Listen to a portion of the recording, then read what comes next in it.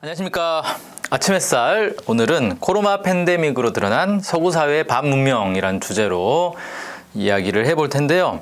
지난 시간에 이어서 두 번째 시간이 되겠습니다. 지난번 내용은 지난주에 올라간 영상을 보시면 되겠고요. 오늘은 이제 지난주에는 이제 반문명적 현상들에 대해서 쭉 살펴봤고, 오늘은 이 특징, 그리고 이게 이제 인류 사회가 문명으로 가려면, 문명 사회로 가기 위해서는 뭐 어떤 사회를 우리가 문명 사회라고 얘기할 수 있고 어떻게 그 길을 갈 것인가, 이런 얘기를 좀 간단하게 해보려고 합니다. 지난주에 비해서 오늘 좀 짧을 것 같아요. 내용 보면 이제 반문명의 특징, 그 다음에 사람들의 가치관을 통해 본 사회를 3단계로 좀 나눠봤어요. 1단계가 이제 만인에 대한 만인의 투쟁, 그 다음에 2단계가 만인의 공존, 3단계가 만인에 대한 만인의 헌신, 이렇게 3단계로 좀 나눠봤습니다. 각각에 대해서 좀 얘기를 해보려고 합니다. 자, 반문명의 특징부터 한번 살펴볼까요? 네, 뭐죠? 무시무시한 사진인데, 이게 순장이라고 들어보셨을 거예요, 아마. 요즘 이제 약간 순장을 우스갯소리로 이렇게 표현하는 경우도 있던데, 원래는 이게 되게 무시무시한 얘기입니다. 사실 뭐 농담으로 할 그런 얘기는 아니고요. 순장이라는 게 뭐냐면, 과거에 그 선사시대, 뭐 이럴 때, 뭐 청동기 시대, 석기 시대, 뭐 이럴 때는 보면 사람들이 이제 죽으면 땅에 묻잖아요. 땅에 묻을 때 그 사람이 쓰던 도구를 같이 묻어주는 습관이 있었어요. 그 왜 그런지는 잘 모르겠는데, 아마 이제 추측하기로는 사람이 죽어도 나중에 아니라 이제 죽은 후에 뭐 우리가 흔히 말하는 저승에 가잖아요. 저승에 가서도 이 도구가 필요하지 않겠냐라고 해서 그 사람이 쓰던 도구를 같이 묻었을 것이다, 뭐 이렇게 이제 추정을 하더라고요. 아무튼 그래서 고인돌 같은 거 이렇게 파보면 고인돌이 이제 무덤이잖아요. 그 고인돌 주변에 이렇게 그 사람이 썼던 석기나 이런 것들이 함께 발견된다고 하더라고요. 근데 이게 철기 시대로 넘어와서부터 아마 이게 좀 많이 생겼을 것 같은데, 순장이라는 건 뭐냐면은 어떤 사람이 죽으면 그 사람의 그 사람을 묻으면서 다른 사람 함께 묻는 거예요. 어떤 사람을 묻냐면 일단은 이 사람이 부리던 노예를 함께 묻는 경우가 있고요. 그 다음에 뭐 임금이 죽는다 그러면 신하를 같이 묻는 경우도 있어요. 그 다음에 뭐 남편이 죽었다 그러면 아내를 같이 그냥 묻어버리는 그런 경우들도 있고요. 이게 이제 왜 이렇게 됐느냐, 사실 도구를 묻는 거랑 거의 비슷한 성격이라고 보면 돼요. 옛날에 이제 노예를 뭐라고 불렀습니까? 말하는 도구라고 불렀거든요. 뭐 살아있는 시체 이렇게 부르기도 한다고 해요. 그러니까 말하는 도구인 거예요. 그냥 이 노예 주인 입장에서는 노예는 사람이 아니에요. 도구예요. 그러니까 자기가 죽으면 옛날에는 도구를 같이 묻었으니까 이제는 노예를 같이 묻어야 되는 거죠. 그렇게 해가지고 노예를 같이 묻는 거예요. 그러면 이게 뭐냐? 이 사람이 죽은 뒤에 저승에 가서도 시중 들 사람이 있어야 되니까 노예가 같이 따라가야 된다는 거예요. 노예를 같이 묻어버린 거예요. 무시무시하죠. 그래서 보면은 이제 그 되게 귀족이나 노예 주인 이런 사람들이 순장을 이제 하는 거잖아요. 그래서 무덤이 되게 큰데 여기에 이제 중앙에 딱 무덤이 있고 주변에 노예들이 묻힌 작은 무덤들이 이렇게 쭉 있는 거예요. 관들이 이렇게 쭉 있는 거예요. 그럼 생각해보면 이 주인이 죽는다고 노예도 같이 죽었을까? 저절로 죽진 않았을 거 아니에요. 그러니까 죽인 거죠. 그냥 산채로 묻었는지 아니면 죽여가지고 묻었는지 모르겠는데 노예들을 이렇게 죽여서 묻고, 왕 같은 경우는 또 어떤 경우도 있냐면은 신하들 중에 스스로 그냥 목숨을 끊는 경우도 있대요. 그러니까 왕이 자기 주인인 거잖아요. 그러니까 주인이 죽었으니까 자기도 같이 죽겠다. 주인을 저승에 가서도 섬기겠다. 그러면서 같이 죽는 그런 경우도 있다 그래요. 오늘날의 관점에서 보면 정말 말도 안 되는 문화잖아요. 그래서 순장을 지금은 하는 경우가 없죠. 지금 순장을 한다 그러면은 이 사람은 살인자가 되는 거죠. 근데 의외로 상당히 늦게까지 순장 문화가 있었어요.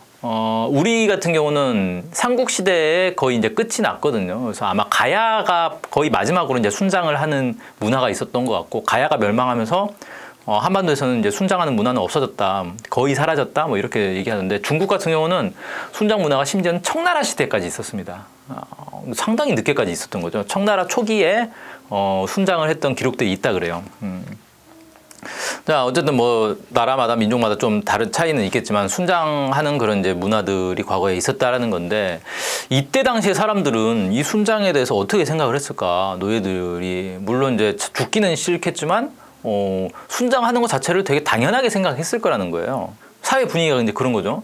그래서 이게 놓고 보면은 지금 우리가 생각할 때는 이게 말도 안 되는 야만적인 문화인데 그때 당시 사람들은 이게 당연한 문화다 이렇게 여겼을 거다라는 건데 이거와 비슷하게 사실 지금 이제 지난 시간에 얘기했던 이 코로나19를 통해서 드러난 전 세계적인 이 비문명적인 반문명적인 야만적인 이런 현상들을 미래에서 보면은 되게 한심하게 반문명적이다 이렇게 볼 거지만 지금 우리가 놓고 볼 때는 아주 심각하게 그렇게 생각하지 않을 수도 있겠다라는 거예요. 그러니까 뭐 예를 들면 야 지금 뭐 상황이 비상시국이니까 뭐 어쩔 수 없는 거 아니냐 뭐 저럴 수도 있지 뭐 형편에 따라 나라마다 뭐 상황에 다르니까 저럴 수도 있는 거 아니냐 뭐 국가와 국민은 뭐 포기할 수도 있지 왜 뭐 야 그냥 국민들이 그냥 다 병 걸리라고 놔두는 게 오히려 효율적인 거 아니야? 이런 식으로 생각할 수 있다는 거예요. 야, 뭐 대구는 원래 저래. 뭐 이런 식으로 그냥 쉽게 치부해 버리잖아요. 그래서 문명적이지 않은 모습을 보면서도 그게 아주 심각한 반문명적인 모습이구나라고 심각하게 생각하기보다는 뭐 사람 사는 게 다 그렇지 뭐라는 식으로 약간 순응하고 인정하는 모습이 있다라는 거예요. 그러니까 과거에 노예들이 그 신하들이 순장하는 거에 대해서 크게 막 심각하게 문제의식을 안 느끼는 것처럼 지금도 그런 것 아닌가 싶어요. 근데 제가 볼 때는 조금만 미래로 가면은 진짜 지금의 모습이 얼마나 형편없이 보일까? 이런 생각을 하지 않을 수 있는데 제가 볼 때는 이런 이제 반문명적인 모습들 있잖아요. 코로나19를 통해서 드러난 온갖 이 문화들의 현상들의 근본에 공통점이 있다는 거죠. 그게 뭐냐? 바로 극단적인 개인주의입니다.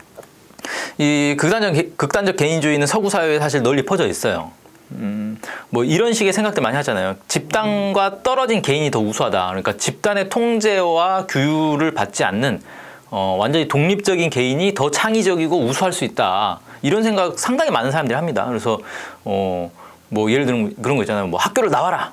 그래야 뭐 더 천재성을 발휘할 수 있다. 뭐 이런 식의 물론 그 학교 교육의 문제점 이런 것들이 없다는 건 아니에요. 없다는 건 아닌데 마치 집단 속에 있으면 천재성이 묻히고 집단 밖으로 나와서 개인이 되어야만 이 천재성이 부각될 수 있다라는 발휘될 수 있다라는 식의 그런 생각들을 상당히 많은 사람들이 하고 있더라고요. 그게 이제 서구 사회에 널리 퍼진 관념인 거죠. 그 다음에 집단보다 개인이 더 우선해야 된다. 그래서 개인의 이익을 더 먼저 챙겨야 된다. 각자가 자기 이익을 먼저 챙겨야지 뭐 집단의 이익을 먼저 생각한다? 그럼 자기만 바보 되는 거다. 뭐 이런 거예요. 그다음에 개인 이렇게 되면 이제 어떻게 됩니까? 개인의 문제는 개인이 알아서 해결하는 거다라는 걸로 이제 확대되는 거죠. 그래서 내가 아파. 그럼 내가 알아서 이 병을 극복해야 되는 거예요. 혼자 자가 치료를 하든지 아니면 내 돈을 가지고 병원에 가서 치료를 받아야 되는 거지. 내가 아프다고 해서 남들이 나를 도와주거나 그런 거는 잘못된 것이다. 라는 게 이제 극단적인 개인주의인 거죠. 집단은 개인에게 간섭하면 안 된다. 뭐 이런 거. 그래서 개인이 뭘 하든 그건 개인의 자유인 거예요. 그래서 뭘 실패했어. 잘못됐어. 그건 개인이 알아서 책임지는 거고. 집단은 최대한 개인에게 간섭하지 않는 게 옳은 것이다. 이런 생각들이 아주 널리 퍼져 있다는 거죠. 이런 이제 극단적 개인주의가 만연한 게 서구 사회 모습인데 이런 게 지금 코로나19에서 어떤 식으로 드러나고 있느냐 한번 봅시다. 개인주의가 흔히 이제 정치적으로 가면 무정부주의로 많이 갑니다. 정부는 개인의 자유를 억압하는 기구이기 때문에 정부의 역할이 줄어들면 줄어들수록 좋은 거다라는 거예요. 그게 극단적으로 하면 뭡니까? 정부가 없는 게 제일 좋은 거잖아요. 정부가 없어야 개인이 무제한한 자유를 누릴 수 있으니까. 근데 현실에서 생각해 봅시다. 정부가 없으면 개인이 무제한한 자유를 누릴 수 있냐? 그런 사회는 어떤 사회냐? 그냥 양육강식의 사회가 되는 거예요. 힘센 사람이 힘 약한 사람 마음껏 잡아 죽이든 뭐 자기 노예로 부리든 정부가 없으니까 이런 걸 통제할 수 있는 방법이 없는 거잖아요. 그럼 각자 알아서 각자 도생하는 사회, 양육강식의 사회 이런 게 사실 무정부주의 사회거든요. 그러니까 이런 이제 입장이 강하다 보니까 지금 코로나19가 막 확산되는데도 어떤 관념이 있냐면은 야 개인의 생명, 가족의 생명, 건강 이런 거는 그 개인, 가족이 알아서 책임져야 되는 거지. 그거 왜 정부가 책임을 져? 왜 정부한테 책임져 달래? 정부는 그런데 개입할 필요 없어. 개입할 의무가 없는 거야. 그건 정부의 역할이 아니야. 이런 걸 아주 당연하게 생각해버리는 거예요. 그러니까 어떻게 됩니까? 유럽의 여러 나라들에서 뭐 정부가 뭐 이동 제한, 뭐 자가 격리 뭐 이런 것들을 막 명령을 내려도 주민들이 안 따라 버리잖아요. 뭐 정부에서 떠들든 말든 우리는 우리 하고 싶은 거 한다. 이렇게 돼 버리는 거예요. 이런 이제 모습으로 나타난다라는 거고요. 두 번째는 사재기 현상. 이것도 극단적인 개인주의에서 나오는 거 아닙니까? 남이야 죽든 말든 내 필요한 것만 내가 먼저 챙겨놓으면 된다 이거예요. 그리고 이게 이제 어떻게 됩니까? 불신 사회로 넘어가는 거죠. 남을 믿을 수가 없는 거예요. 사재기를 안 하는 게 맞아. 근데 내가 사재기 안 해도 남들은 어차피 할 거잖아. 그럼 나만 손해네? 그럼 나도 사재기 해야지. 이렇게 되는 거예요. 이게 개인주의 사회의 만연한 모습이다라는 거죠. 그다음에 이제 세 번째, 신천지 같은 경우도 사실 개인주의에서 출발하는 겁니다. 신천지의 핵심 교리가 뭡니까? 이 이만희를 믿고 따라야 구원을 받는다는 거예요. 근데 구원을 아무나 다 받는 게 아니고 14만 4천 명 안에 들어야 된대요. 그러니까 14만 4천 명만 구원을 받는다는 거예요. 그러니까 최대한 빨리 먼저 14만 4천 명 안에 들어가야 되는 거예요. 근데 이제 그 이만희를 믿는 사람들이 쭉쭉 늘어나가지고 14만 명을 넘어가니까 그 다음에 어떻게 됩니까? 그 중에서도 14만 명을 골라내겠다. 그러니까 이만희한테 충성하는 사람을 골라내는 거예요. 재산을 많이 헌납하고 이런 사람들 골라내겠죠.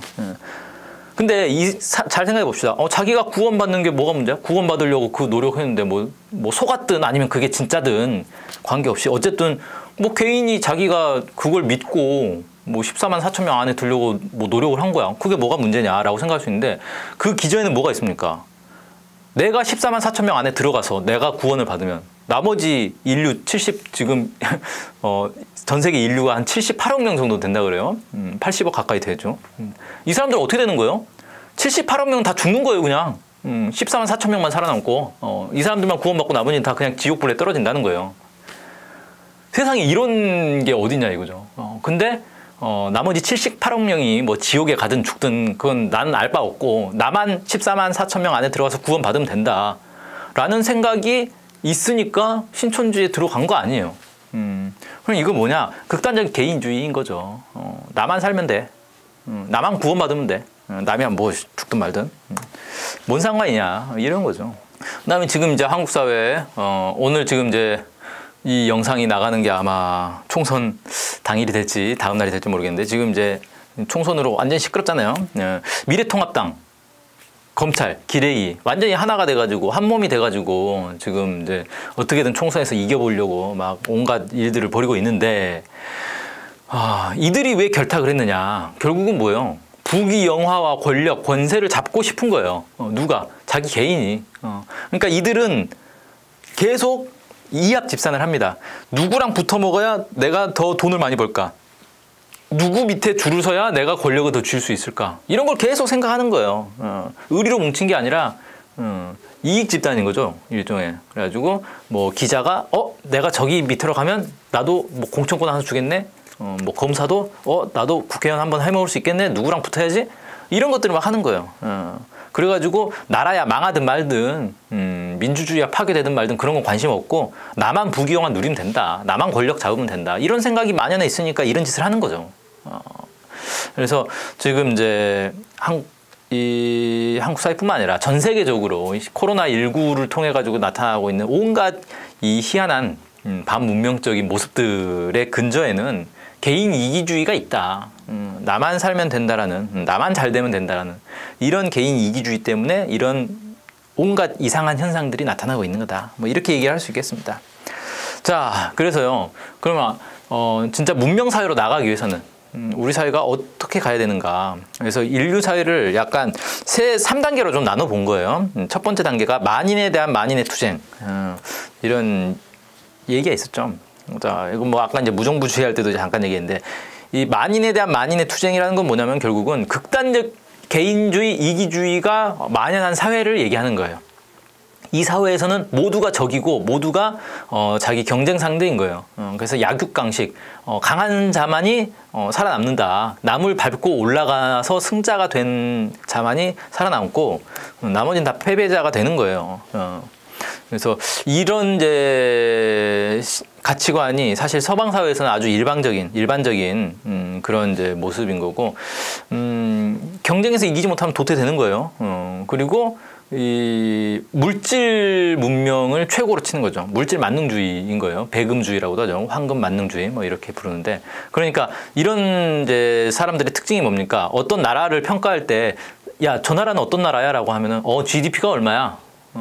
어떤 나라를 평가하는 기준이 GDP예요. 그다음에 사람을 평가할 때도 저 사람 어떤 사람이야? 재산이 많아. 강남에 아파트가 5채 있어. 이런 게 기준인 거예요. 사람의 가치를 판단하는 것도 재산인 거예요. 모든 걸 물질로 이렇게 환산해 가지고 판단하는 그런 이제 가치관을 가지고 있는 거죠. 근데 이런 사회는 사실 코로나19 같은 어떤 외부 충격, 강한 충격이 왔을 때 굉장히 취약합니다.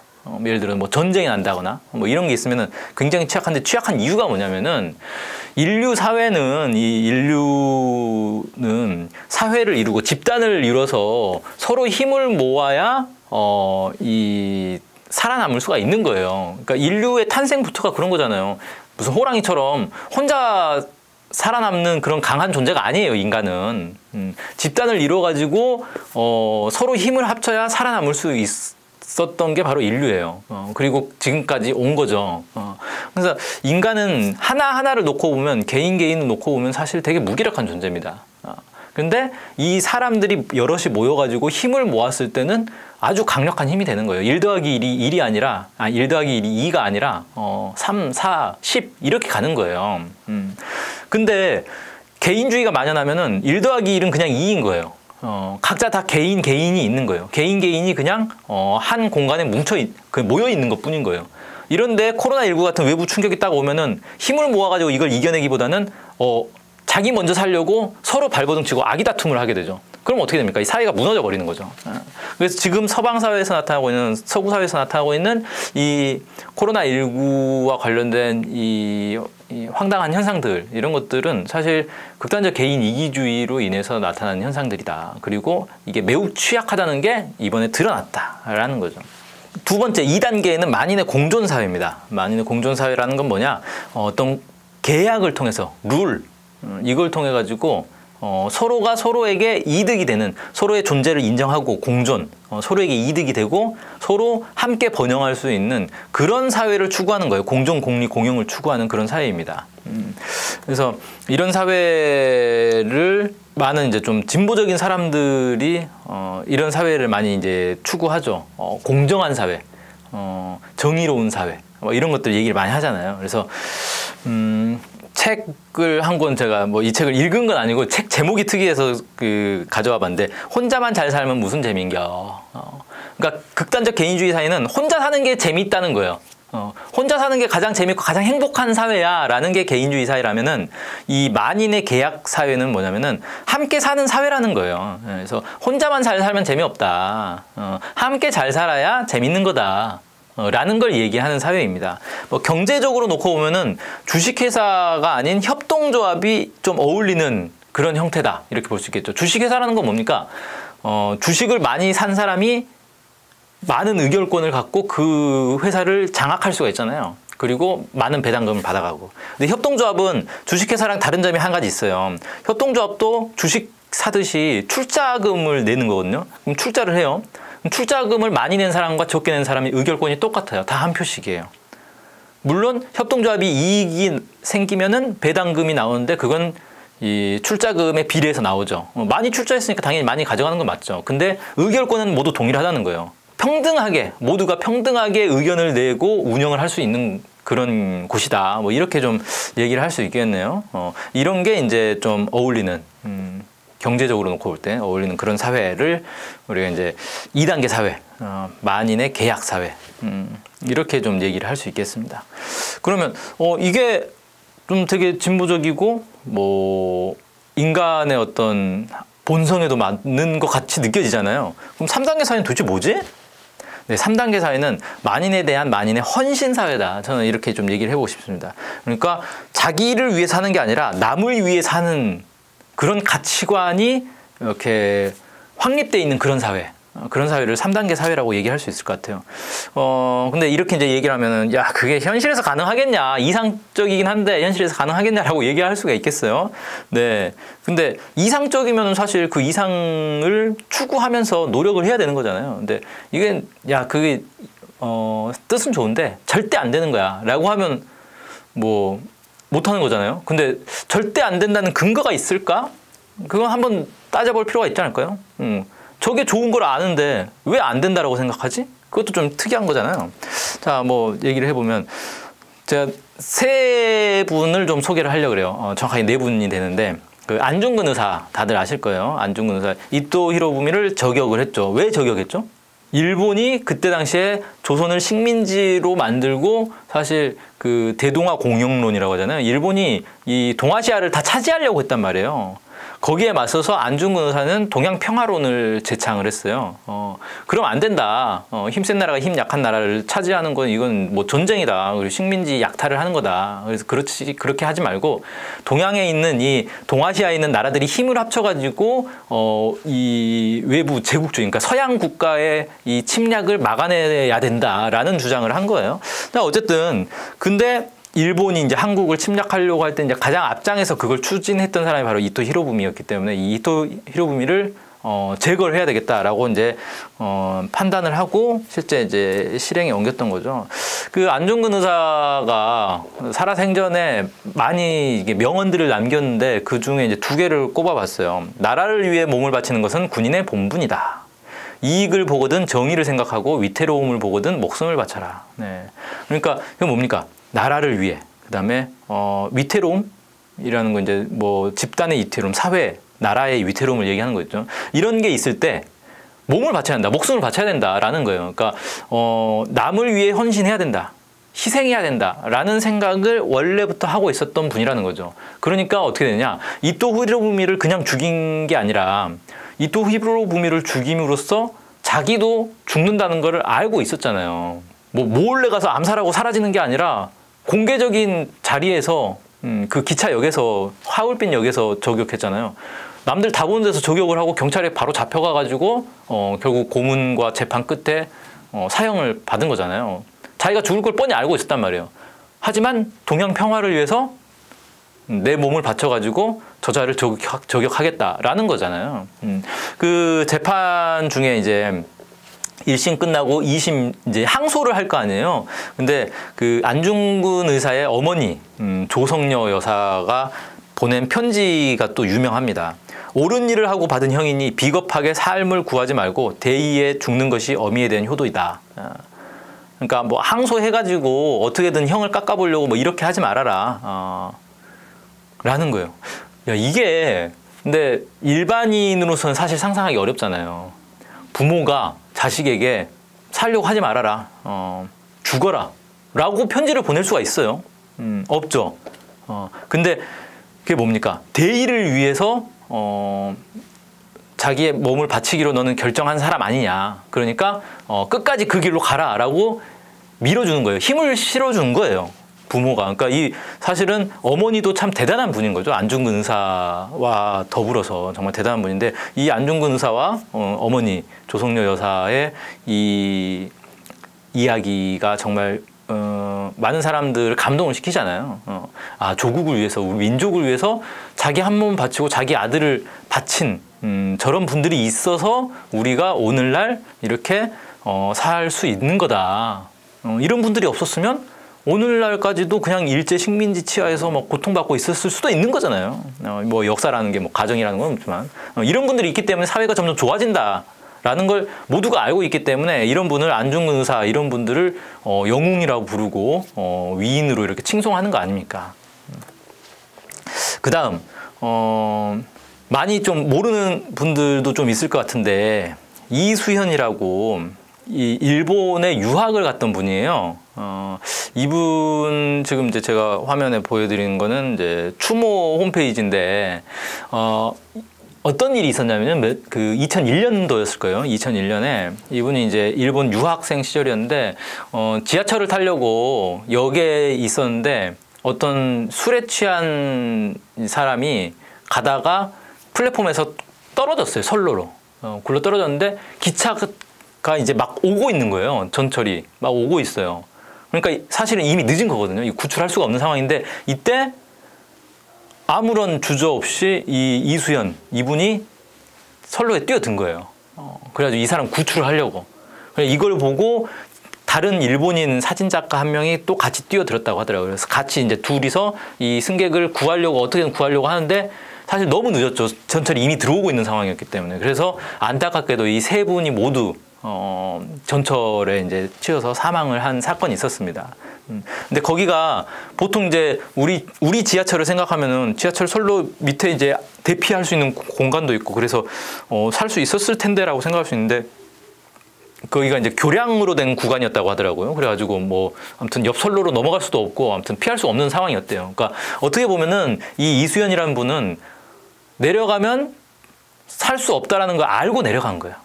기차는 들어오고 있지 시간상 뭐 이 술 취한 사람을 어떻게 번쩍 들어가지고 천하장사도 아니고 내려가자마자 번쩍 들어서 그냥 선로에 올리고 자기도 올라가고 이렇게 할 수 없는 상황이란 말이에요. 옆으로 피할 수 있는 공간도 없고. 그러니까 자기가 죽을 걸 뻔히 알면서도 내려간 거예요. 왜? 사람이 죽는 거를 그냥 지켜볼 수 없다는 거죠. 만에 하나, 만분의 일이라도 살릴 수 있는 확률이 있다면 이 사람을 살려보겠다라는 그런 생각으로 들어간 거예요. 그러니까 평소에 이런 다른 사람을 위해서 희생하고 헌신하는 그런 가치관을 갖지 않은 사람은 이 상황에서 그렇게 할 수가 없어요. 왜? 기차 들어오는데 내려갈까 말까 머뭇거리다가 이미 끝나는 거거든요. 상황은 끝나거든요. 그러니까 이런 분들은 그냥 평소에 다른 사람을 위한 삶에 대한 어떤 가치관 이런 것들이 확고히 자리 잡은 분이 아니었을까 저는 이렇게 생각을 합니다. 아무튼 이런 이제 참 안타까운 일인데 이런 사건이 있었고 그래서 일본, 한국 이 양국의 사회가 그때 당시에 상당한 어떤 충격 많이 빠졌죠. 그래서 일본 총리가 막 그 유족들에게 위로의 편지도 그때 막 보냈었고 뭐 추모 한일 양국에서 뭐 추모하는 그런 이제 막 이 모습들도 많이 보였고 이렇게 이제 추모 홈페이지까지도 만들어졌고 그래서 많은 사람들이 의인이다 이렇게 기리고 있습니다. 그러니까 뭐 자국도 아니고 남의 나라에 그냥 유학을 가가지고 다른 나라 사람인데도 전혀 뭐 그런 것과 관계없이 한 사람을 생명을 살리기 위해서 이렇게 기꺼이 뛰어든 그 모습은 정말 의인이라고 할 수 있죠. 그래서 많은 사람들이 이런 사람들을 이제 기억하고 추모하는 것 아니겠습니까? 세 번째는 많이 알려져 있죠. 전태일 열사.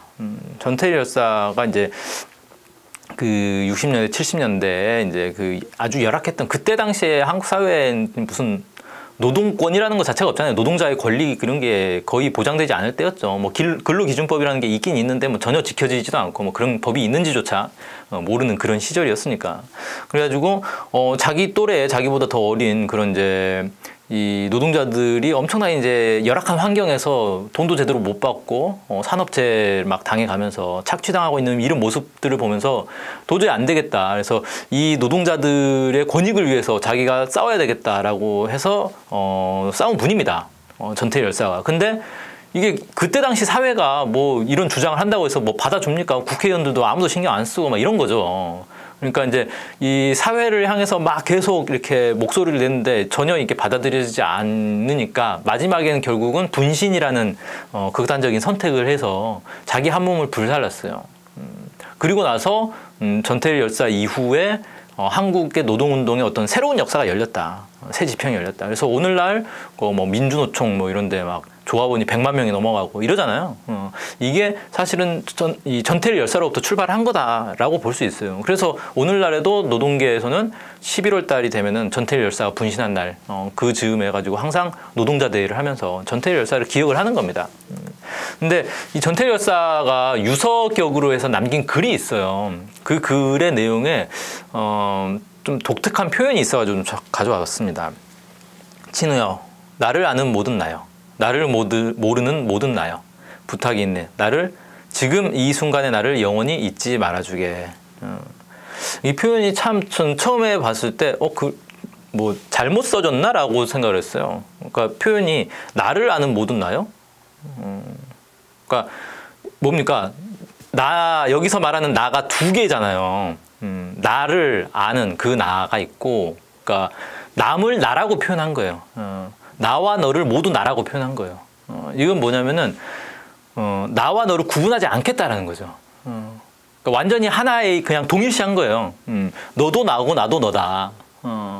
나를 위한 일이 너를 위한 일이고 너를 위한 일이 나를 위한 일이다. 이렇게 되는 거예요. 그냥 한 몸인 거예요. 모두가 하나인 거예요. 최고의 어떤 집단주의의 정신이 이제 최고 경지에 오른 것, 뭐 이렇게 얘기를 할 수 있겠죠. 이걸 이제 확대하면 어떻게 됩니까? 그냥 옆에 친구에 대한 얘기가 아니라 전 인류가 모두 하나다. 우린 모두 하나다. 나와 너를 떼낼 수 없다. 나와 사회를, 나와 집단을 떼낼 수 없다라는 거를 얘기를 하는 거예요. 그러니까 이런 생각을 가지고 있으니까 이 노동자들을 위해서 내 몸을 불사르겠다라는 생각을 할 수가 있는 거죠. 이게 없으면 좀 해보고 안 되면 안 되네. 그러고 마는 거죠. 야, 뭐 힘들지만 뭐 이렇게 사는 게 우리 팔짱가 보다. 나도 더 이상은 못하겠다. 뭐 안 된다. 이러고 마는 거잖아요. 보통 이렇게 좀 이렇게 일반 사람들은 그런 경우들이 있잖아요. 근데 전체 열사는 끝까지 안 되니까 내 몸을 불살라서라도 너희들의 이 처지를 사회에 고발을 해야 되겠다. 라고 해서 자기 몸을 그냥 불사른 거예요. 이게 어떻게 가능했던가. 나와 너가 동일하다라고 생각하니까. 그래서 지금 이 순간에 나를 영원히 잊지 말아주게라고 얘기를 한 거잖아요. 다른 사람들의 기억 속에 계속 남아서 영원히 살아남는 거죠, 이거는. 자기의 육신은 사라졌어도 나와 너가 하나이기 때문에, 동일하기 때문에 나는 죽어도 너가 살아있으면 나도 살아있는 거다라는 거예요. 근데 내가 살아있다라는 거는 결국 이 사람들이 자기를 기억해 줬을 때 영원히 살아있는 거죠. 그래서 그런 어떤 다른 사람들을 위해서 자기를 희생한 이런 분들을 우리가 이제 항상 기억을 많이 하고 영원히 기억하기 위해서 노력을 하지 않습니까? 그리고 항상 훌륭한 사람이다 이렇게 칭하죠. 근데 지금 이제 제가 뭐 이제 세 분을 이제 소개를 해드렸는데 이런 얘기를 하면은 가끔씩 이제 그런 반론도 있어요. 야, 집단을 위해서 개인의 희생을 요구하는 거는 전체주의다. 그래서 뭐 이제 나치 뭐 이런 얘기 하죠. 파시즘 아니냐. 심지어는 이제 뭐 이런 게 좀 극단적으로 하면 어떤 사람도 있냐면 안중근은 테러리스트야 뭐 이런 주장하는 사람들도 있어요. 자, 근데 이런 주장을 한 사람도 물론 있긴 있는데 사실 공감대를 형성하지는 못합니다. 왜? 사실 아까 이제 제가 1단계, 2단계 얘기를 했잖아요. 그냥 극단적 개인주의, 그 다음에 어떤 만인의 공존 사회, 서로 그냥 좀 공존, 공리, 공영을 추구하는 사회, 이런 사람들의 가치관과 이 3단계의 가치관, 만인을 위한 어떤 만인의 헌신, 다른 사람을 위해서 사는 삶, 이런 삶이 1, 2단계와는 가치관이 다르지만 1, 2단계에 있는 사람들도 대다수의 사람들은 3단계의 가치관을 가진 사람을 존경하고 흠모한단 말이에요. 저건 내 가치관과 다르니까 저건 잘못된 사람이야. 안중근 의사는 잘못된 사람이고 전태일 열사 잘못된 사람이고 이수연 그 의인도 잘못된 사람이야. 잘못된 가치관을 가진 사람이야. 이렇게 주장하는 사람은 없단 말이에요. 훌륭한 사람인데 나는 못하겠다. 뭐 이런 얘기를 하는 거죠. 야, 나는 저 정도 경지는 이루지 못하겠는데? 이렇게 얘기를 하지. 나는 저 사람 틀렸다고 생각해. 잘못된 사람이야. 라고 얘기하는 사람은 거의 없단 말이에요. 극히 드문 거죠. 그래서 이거를 뭐 나중에 제가 기회가 되면 이것도 한번 자세히 설명하면 좋을 것 같아요. 전체주의와 집단주의는 어떻게 다른 건가 얘기를 해볼 건데 뭐 나치 뭐 이런 거하고는 사실은 완전히 다른 개념이란 말이에요. 나치는 전체주의가 개인을 전체를 위해서 개인을 희생시키는 게 아니라 히틀러라는 어떤 개인의 전체를 복종시키는 정반대의 개념인 거잖아요. 그래서 이건 뭐 나중에 이제 시간 나면 얘기를 좀 할 텐데 집단을 위해서 헌신하고 희생하는 거는 강요에 의한 것이 아니란 말이에요. 자발적으로 그런 가치관을 갖게 되는 거죠. 왜? 집단과 사회가 발전하는 게 곧 나의 발전이기 때문에 그런 게 이 가치관으로 자리 잡은 사람들은 집단을 위해서 헌신과 희생을 하게 된다는 거죠. 이거를 좀 축소해 보면은 가족을 생각해 보면 좋아요. 제가 얼마 전에 그 어떤 이제 페이스북에 어떤 분이 그런 글을 썼더라고요. 야, 나라를 위해 내가 있는 거야? 나를 위해 나라가 있는 거야? 뭐 이런 질문을 던지더라고요. 그래서 그 질문을 약간 바꿔가지고 가족을 위해 내가 있는 거야, 나를 위해 가족이 있는 거야라고 질문을 바꿔보면 좀 쉽게 생각할 수 있을 것 같다. 뭐 이렇게 이제 얘기를 했었는데 보통 사람들이 이제 가족을 위해 자기가 이제 막 희생하고 헌신하는 거에 대해서 잘못됐다라고 생각은 하지 않잖아요. 물론 근데 이 가족이 화목한 가정이면 이제 당연히 그렇게 생각하는데 이 좀 이제 이 안 좋은 가정 같으면은 내가 왜 가족을 위해 헌신해? 그리고 가출해버리고 막 그런 경우도 있겠죠. 근데 그 일반적인 경우는 아닌 거고 일반적으로는 가족을 위해서 사는 삶이 잘못됐다라고 생각하지 않단 말이에요. 이게 오히려 훌륭한 삶이고 행복한 삶이라고 생각해요. 가족을 위해서 내가 좀 더 노력하고 희생하는 게 나의 행복인 거잖아요.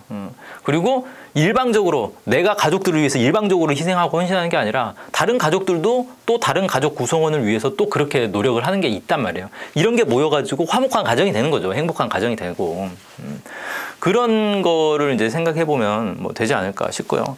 그래서 마지막으로 제가 좀 이제 말씀드리고 싶은 거는 어떤 사회가 진짜 문명 사회냐, 우리가 추구해야 될 사회는 어떤 사회인가, 1단계, 2단계, 3단계가 있는데 어떤 사회가 우리가 추구해야 될 사회이고 인류가 나아가야 될 문명 사회일까에 대해서 이번 코로나19를 통해서 드러난 이 전 세계적인 혼란, 이걸 계기로 해서 한번 생각해보는 계기가 되면 좋겠다.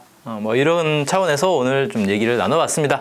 2주에 걸쳐서 이 코로나19와 이 세계적인 어떤 현상들을 쭉 짚어봤는데요.